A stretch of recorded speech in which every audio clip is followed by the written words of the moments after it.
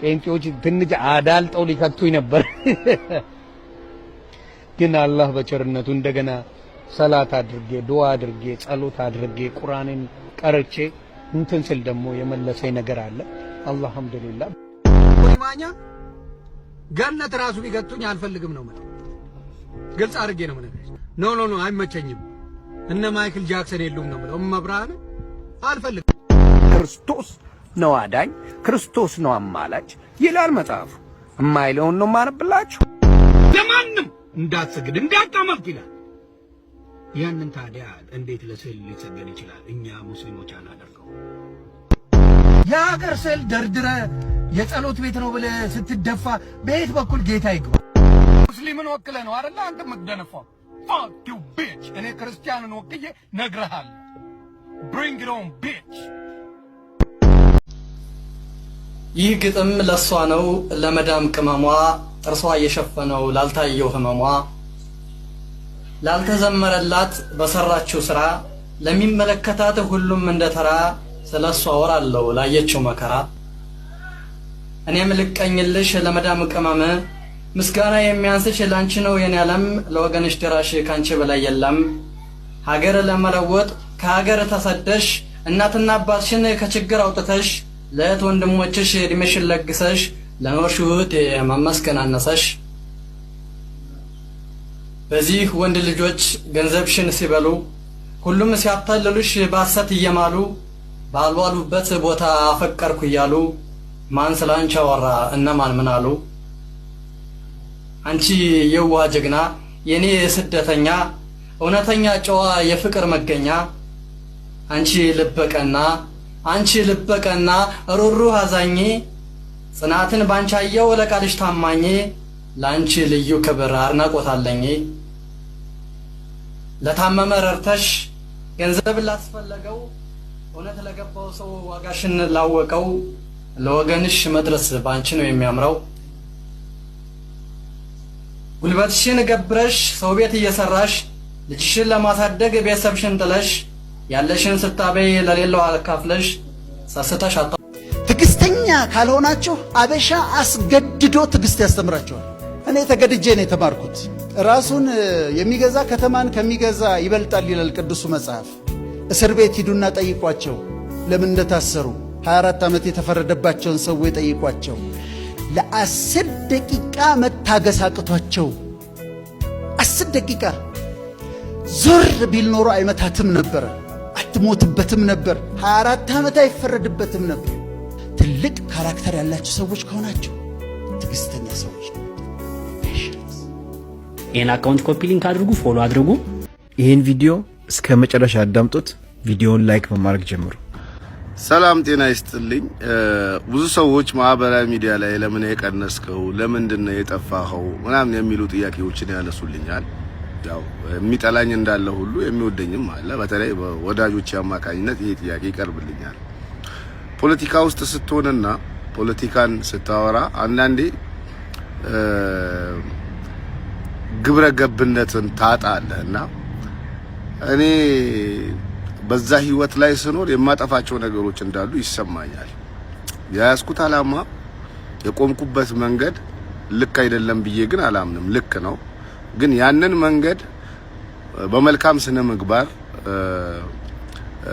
ማስቀጠል አልቻልኩም ነበርና በህይወቴ ላይ ትልቅ ለውጥ ያመጣ በእድሜ ያንሳል፣ ከኔ በእድሜ በጣም ያንሳል።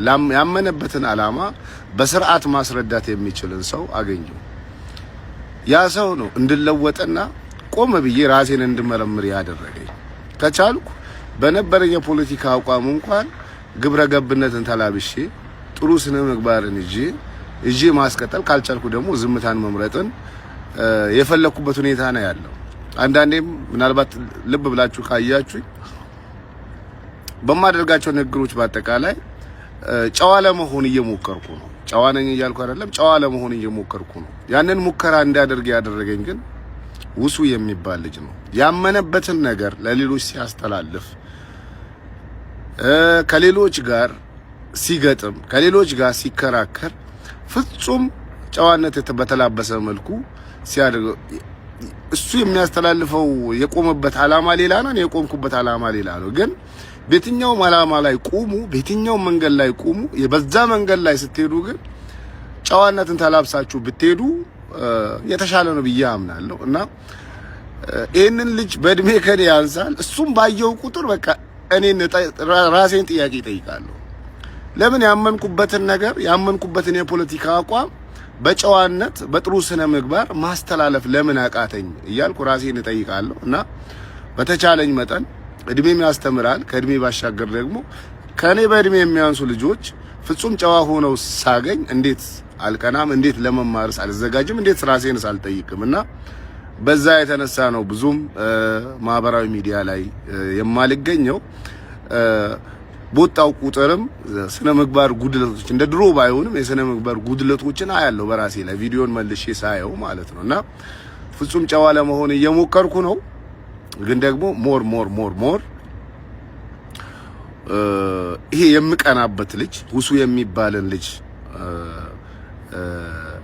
ስነ ምግባር ልጄ ላይ እንዲያርፍ ስለምፈልግ በልጄ ላይ እሰራለሁ። ምክንያቱም ልጄ ታዳጊ ነው።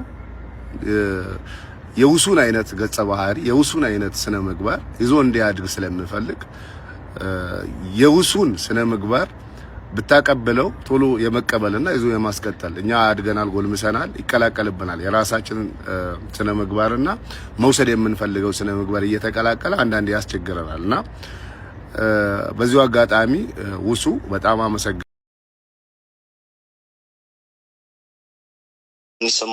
አዎ መጀመሪያ ፍጡር ወፈጣሪ አይባልም አልልም። ፍጡር ወፈጣሪ አይባልም አልልም። ፍጡር ወፈጣሪ የሚለውን ቃል ግን መጠቀም ትርጓሜውን ካላወቃችሁ ወደ ስተት ይሄዳል። ምንድነው የወ ትርጉም የሚለውን ማለት ነው እንጂ ፍጡር ወፈጣሪ እኮ ማለት አምላክ ወሰን ማለት ነው። ስለዚህ አንድ ሰው ፍጡር ወፈጣሪ እያለ ሲናገር ፍጡርና ፈጣሪ ካለ እሱ ነው ትልቁ ስተት እንጂ ፍጡር ወፈጣሪ ፈጣሪም ፍጡርም የሚለው ትርጉም አምላክ ወሰን ማለት ነው። የኛ ኢየሱስ ምስክር አሜሪካ አትሄድም። በደም ስማይ አትሄድም። በእውነት እዛ አንድ ወንድ ትመጣለህ ያሉ በጌታ ይጃል እግዚአብሔር የሚያወራኝ ስማይ የለበስነው የኢትዮጵያ ሚሊተሪ የምንይዘው የኢትዮጵያን አርማ የኢትዮጵያን ባንዲራ እስከነ መለያችን ድረስ የምንሞተው ለኢትዮጵያ የምንዘምረው ስለ ኢትዮጵያ ስለ ሀገር ስናወራ ያምርብናል የሚሉት ግን እነሱ ይሄ ነገር እንዴት ነው ግን ተቃራኒ እየሆነ እኮ ነው። ይኸውልህ ወዳጄ አንተ ኢትዮጵያን የምታውቃት በስክሪን ብቻ ነው፣ በስልክ ነው፣ በቲክቶክ ነው ኢትዮጵያን የምታውቃት ወይ በቲቪ ነው የምታውቃት። ወታደር ግን ኢትዮጵያን የሚያውቀው እያንዳንዷን መሬቷን ረግጦ ነው፣ ተዋግቶበት ነው፣ ደሙን አፍሶበት ነው፣ ረሃብ አይቶበት ነው፣ ውሃ ጥምን አይቶበት ነው። እያንዳንዱ የኢትዮጵያን ምድር ማለት ነው። አንተ እኮ ኢትዮጵያን የምታውቃት በስክሪን ነው። ኧረ ጎበዝ። ለዛ ምንድነው ከማንም በላይ ስለ ኢትዮጵያ ሲናገር የሚያምርበት ወታደር ነው። ምክንያቱም ለዚች ሀገር ደሙን የሚያፈስ ህይወቱን የሚገብር ወታደር ስለሆነ ሌላው ሲናገር አያምርበትም ማለት አይደለም። ነገር ግን የምንከፍለው መስዋዕትነት ስለሚለያይ ነው። እቺን በዚህ ያዙልኝ። ሰላማችሁ ይብዛልኝ። እነዚህ ሙስሊም ጂኒዎች ወንዶቹ ለኛ ወንድሞች ሴቶቹ እህቶቻችን ናቸው ብንል ምን ያሳፍረናል?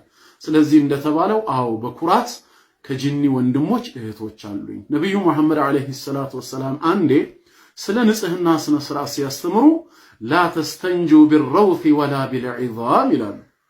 በእንስሳት ፋንዲያ ከኋላቸው በሚወጣው ቆሻሻና በአጥንት ኢስቲንጃ ከቆሻሻ ስርዓት በኋላ የመንጻት ስርዓትን አትጠቀሙ አሉ። ለምን ስንል ፈኢነሁ ጠዓሙ ኢኽዋኒኩም ሚነል ጂን ከጂን ለሆኑ ወንድሞቻችሁ ቀለባቸው ነውና አሉ። ኢኽዋኒኩም ወንድሞቻችሁ። ስለዚህ ያመኑ ጂኒዎች ወንዶቹ ወንድሞቻችን ናቸው፣ ሴቶቹ ደግሞ ምንድናቸው? እህቶቻችን ናቸው።